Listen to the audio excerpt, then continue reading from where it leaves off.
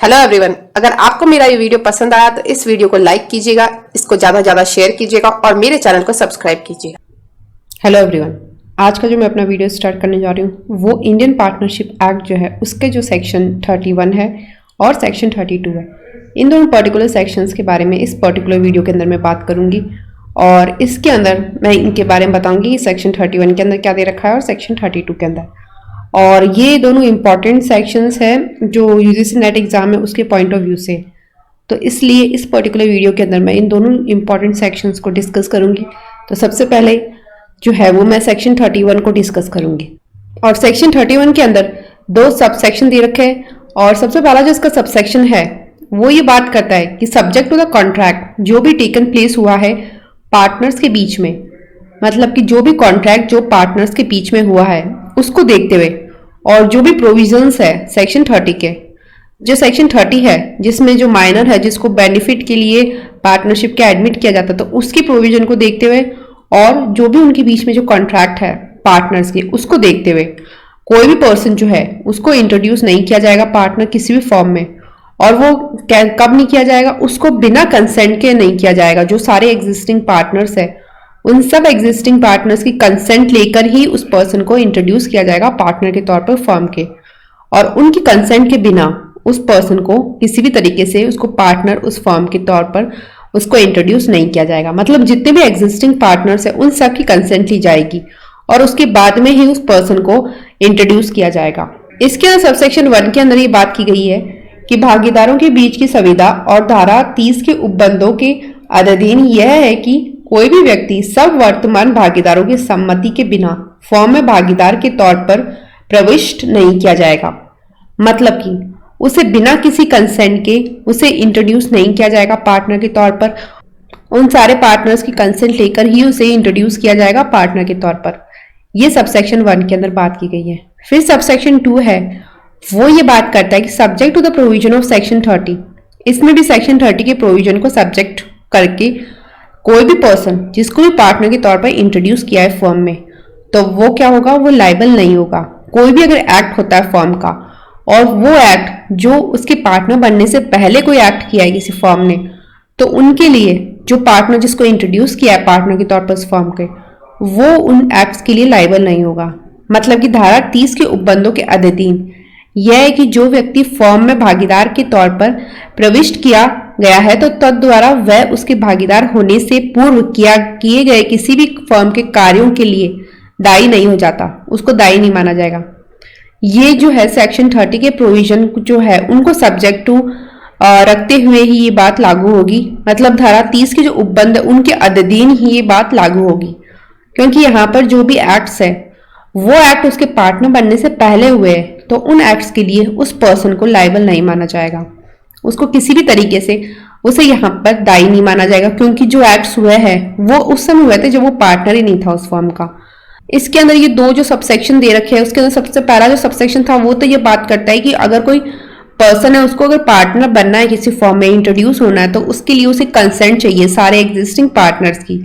और जो इसका दूसरा सबसेक्शन है वो ये बात करता है कि वो पर्सन लायबल नहीं होगा जिसको भी पार्टनर के तौर पर इंट्रोड्यूस किया गया है, उन एक्ट्स के लिए लायबल नहीं होगा जो भी उसके पार्टनर बनने से पहले कोई फर्म ने एक्ट किए तो उनके लिए उस पर्सन को लायबल नहीं माना जाएगा।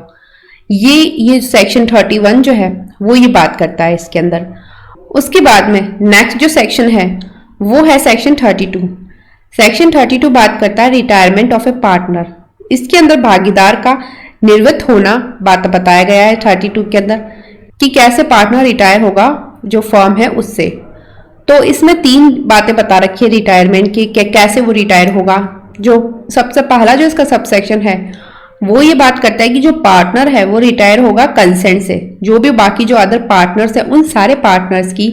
कंसेंट लेकर जो पार्टनर है वो रिटायर होगा, मतलब कि अन्य सब भागीदारों की सम्मति से। फिर उसके बाद में बी जो है उसमें ये बात की गई है एक्सप्रेस एग्रीमेंट से। जो पार्टनर्स है उनके बीच में जो एक्सप्रेस एग्रीमेंट होता है उससे भी पार्टनर रिटायर हो सकता है। मतलब कि भागीदारों के अभिव्यक्त करार के अनुसार जो उनके बीच में जो एक्सप्रेस एग्रीमेंट होता है उससे भी पार्टनर रिटायर हो सकता है। फिर सी में है अगर पार्टनरशिप विल की है तो नोटिस देकर राइटिंग में बाकी पार्टनर्स को अपनी इंटेंशन की वो रिटायर करना चाहता है। मतलब कि जहां की भागीदारी इच्छाधीन है तो वहां अन्य सब भागीदारों को अपने निर्वत होने की आशय की लिखित सूचना द्वारा। तो अगर मतलब जैसे कि ये ना कोई पार्टनरशिप विल की है तो उस केस में यहाँ पर क्या होगा, वो नोटिस देगा राइटिंग में बाकी पार्टनर्स को कि वो कब उसकी इंटेंशन बताएगा वो रिटायर होने की। उसके अंदर नोटिस देकर राइटिंग में बाकी पार्टनर्स को वो इंटेंशन देगा कि वो अब रिटायर होना चाहता है। और पार्टनरशिप एट विल जो है वो पार्टनरशिप होती है जो हमने अभी पहले पढ़ी हुई है, जिसमें ये बात की गई थी कि अगर कोई पर्टिकुलर टाइम नहीं दे रखा कब वो पार्टनरशिप का डिटर्मिनेशन होगा, उसके ड्यूरेशन के बारे में अगर कोई नई बात बता रखी, कोई भी बात नहीं बता रखी, तो हम उसे पार्टनरशिप एट विल कह सकते हैं। और ये सेक्शन 7 में दे रखा है जो इंडियन पार्टनरशिप एक्ट का है, जो हमने अपने प्रीवियस वीडियोस में इसको पढ़ रखा है। तो इसके अंदर पार्टनरशिप एट विल जो है उसमें ऐसा कोई टाइम नहीं बताते कि कब पार्टनरशिप खत्म होगी या उसका कितना ड्यूरेशन है, डिटर्मिनेशन के बारे में कोई भी उसमें टाइम नहीं बताते। तो अगर वो पार्टनरशिप है तो उस केस में वो पार्टनर रिटायर होगा, और वो कैसे रिटायर होगा, वो नोटिस देकर राइटिंग में बाकी पार्टनर्स को वो रिटायर हो सकता है। ये 3 चीजें जो है, इन तीनों चीजों पर जो है वो पार्टनर जो है वो रिटायर हो सकता है। इन तीनों चीजों के अंदर में से किसी के अंदर भी वो आकर, जैसे वो कंसेंट से हो सकता है, बाकी जो पार्टनर्स है उनकी कंसेंट से हो सकता है, वो कोई एक्सप्रेस एग्रीमेंट से हो सकता है जो भी पार्टनर से बनाए उन एग्रीमेंट से हो सकता है वो। और अगर कोई पार्टनरशिप विल की है तो वो नोटिस देके राइटिंग में बाकी पार्टनर्स को रिटायर हो सकता है। सबसेक्शन 1 जो है उसके अंदर ये बातें बताई गई है। फिर उसके बाद में सबसेक्शन 2 ये बात करता है कि जो रिटायरिंग पार्टनर है वो डिस्चार्ज हो सकता है जो भी कोई लाइबिलिटी है किसी थर्ड पार्टी के टुवर्ड्स, जो भी फर्म के एक्ट है उनके लिए। मतलब कि वो क्या हो सकता है, वो डिस्चार्ज हो सकता है अगर कोई लाइबिलिटी है किसी थर्ड पार्टी के टुवर्ड्स उसकी, और वो किस लिए, उन एक्ट्स के लिए, उन फर्म के, और उसकी रिटायरमेंट से पहले हो सकता है वो। और वो कैसे हो सकता है, वो एग्रीमेंट करके हो सकता है, जो थर्ड पार्टी उसके साथ वो एग्रीमेंट कर लेगा, और जो पार्टनर्स है रिकॉन्स्टिट्यूटेड फर्म के उनके साथ में एग्रीमेंट करके। मतलब कि एक तो थर्ड पार्टी के साथ एग्रीमेंट करेगा और फिर जो पार्टनर्स है उस रिकॉन्स्टिट्यूटेड फर्म के उनके साथ में वो क्या करेगा, वो एक तरीके से पार्टनर एग्रीमेंट कर लेगा, और उस एग्रीमेंट करके वो जो भी उसकी लाइबिलिटी है किसी थर्ड पार्टी के टुवर्ड्स फर्म के एक्ट्स के लिए, उन एक्ट्स के लिए वो अपनी लाइबिलिटी से डिस्चार्ज हो सकता है, और वो रिटायरमेंट से पहले हो सकता है। मतलब कि निर्वृत्त होने वाला जो भागीदार है वो अपने निर्वर्तन से पहले किए गए फर्म के कार्यों के लिए किसी पर व्यक्ति के प्रति किसी दायित्व से ऐसे करार द्वारा जो ऐसे पर व्यक्ति और पूर्ण गठित जो फर्म के भागीदारों हैं उनके साथ उसने किया हो तो वो उन्मोचित किया जा सकेगा, उसे उन्मोचित हो सकता है वो उस केस में कि वो अब जो भी उसकी कोई लायबिलिटी है किसी थर्ड पार्टी के टुवर्ड्स जो फर्म के एक्ट्स है उनके लिए, तो वो अब वो ऐसा कहता है कि वो अब लायबल नहीं होगा, वो अपनी लायबिलिटी, उसकी कोई भी लायबिलिटी नहीं है थर्ड पार्टी के टुवर्ड्स, और वो तभी डिस्चार्ज होगा अगर वो एग्रीमेंट करता है उस थर्ड पार्टी के साथ में और उन पार्टनर्स के साथ में जो रिकॉन्स्टिट्यूटेड फर्म के पार्टनर है उनके साथ में। मतलब कि जो भी ये एग्रीमेंट है वो इम्प्लाइड होगा कोर्स ऑफ डीलिंग से, और वो थर्ड पार्टी के और जो रिकॉन्स्टिट्यूटेड फर्म है उनके बीच में होगा। और वो कब होगा, जब उस थर्ड पार्टी को नॉलेज हो जाती है उस रिटायरमेंट की, उसके बाद में। उस केस में ऐसे ये एग्रीमेंट जो है वो उस एग्रीमेंट को यहाँ पर हम माना जाएगा कि वो इम्प्लाइड हो चुका है और वो कोर्स ऑफ डीलिंग के थ्रू होगा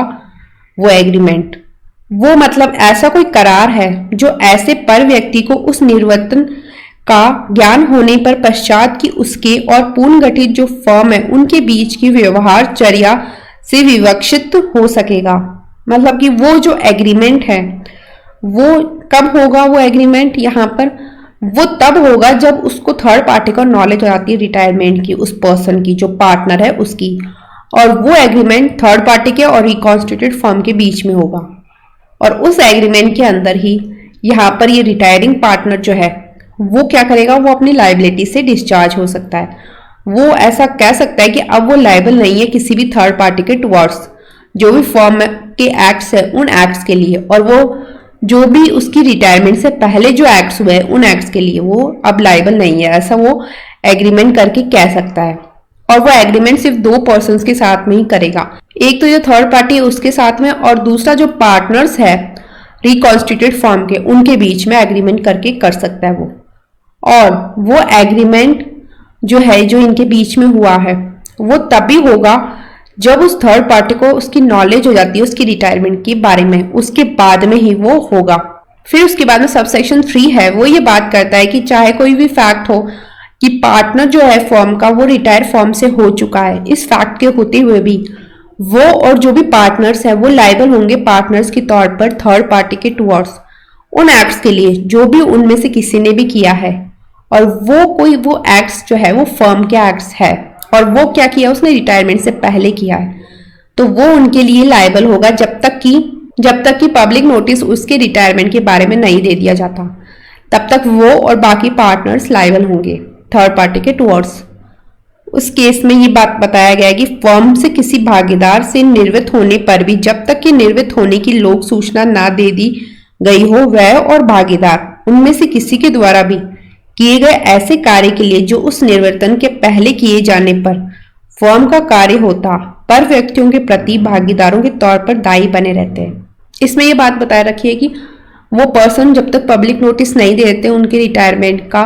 वो पर्सन तब तक वो लायबल होगा, वो पर्सन उसके अंदर उसको लायबल माना जाएगा थर्ड पार्टी के टुवर्ड्स बाकी पार्टनर्स के साथ में। और फिर उसके बाद में ये बात बताई गई कि जो रिटायर पार्टनर है वो लायबल किसी भी थर्ड पार्टी के टुवर्ड्स नहीं होगा जो भी फर्म के साथ डील कर रही है और उसको पता ही नहीं है विदाउट नोइंग कि वो पार्टनर है, तो उस केस में वो रिटायर्ड पार्टनर लायबल नहीं होगा उस थर्ड पार्टी के टुवर्ड्स। जैसे कि ये बात बताई गई है कि जो निर्वृत्त भागीदार है वो किसी ऐसे पर व्यक्ति के प्रति दायी नहीं होगा जो फर्म के साथ ये ना जानते हुए व्यवहार करता है कि वह भागीदार था, मतलब उसे पता ही नहीं है उस थर्ड पार्टी को कि वो पार्टनर है, वो पर्टिकुलर पर्सन जो रिटायर्ड पार्टनर है तो वो रिटायर्ड पार्टनर लायबल उस थर्ड पार्टी के टुवर्ड्स नहीं होगा जो फर्म के साथ डील कर रही है और उसको पता ही नहीं है उस पर्टिकुलर जो थर्ड पार्टी है उसको कि वो पार्टनर है वो पर्सन, तो उस केस में वो पर्सन जो है वो लायबल नहीं होगा और उस पर्टिकुलर जो रिटायर्ड पार्टनर है उसे हम यहाँ पर लायबल नहीं मानेंगे थर्ड पार्टी के टुवर्ड्स। फिर सबसेक्शन 4 जो है वो उसमें बात करता है कि जो नोटिस है वो या तो रिटायर्ड पार्टनर देगा या कोई भी पार्टनर दे सकता है उस रिकॉन्स्टिट्यूटेड फर्म का। ये दोनों जो पर्सन है उनमें से कोई भी नोटिस दे सकता है। यहाँ पर जो ये पब्लिक नोटिस जो है रिटायरमेंट का उस नोटिस को या तो रिटायर्ड पार्टनर दे सकता है या कोई भी पार्टनर उस रिकॉन्स्टिट्यूटेड फर्म का भी ये पब्लिक नोटिस दे सकता है रिटायरमेंट के बारे में। मतलब कि सूचनाएं जो निर्वृत्त होने वाले भागीदार द्वारा या पूर्ण गठित फर्म के किसी भी भागीदार द्वारा दी जा सकेगी। इन दोनों में से कोई भी एक पर्सन जो है वो नोटिस इसके बारे में जो ये पब्लिक नोटिस है वो दे सकता है, या तो रिटायर्ड पार्टनर दे सकता है या ऐसा कोई पार्टनर दे सकता है जो उस रिकॉन्स्टिट्यूटेड फर्म का पार्टनर है। तो इस पर्टिकुलर जो सब सेक्शन है इसके अंदर ये बात की गई है और जो नेक्स्ट जो इसके सेक्शंस है वो मैं अपने नेक्स्ट वीडियो में कवर करूंगी। अगर आपको मेरे इस वीडियो से कुछ भी अच्छा सीखने को मिला तो मेरे इस वीडियो को लाइक कीजिएगा, इसे ज़्यादा से ज़्यादा शेयर कीजिएगा और मेरे चैनल को सब्सक्राइब कीजिएगा। Thank you and stay tuned.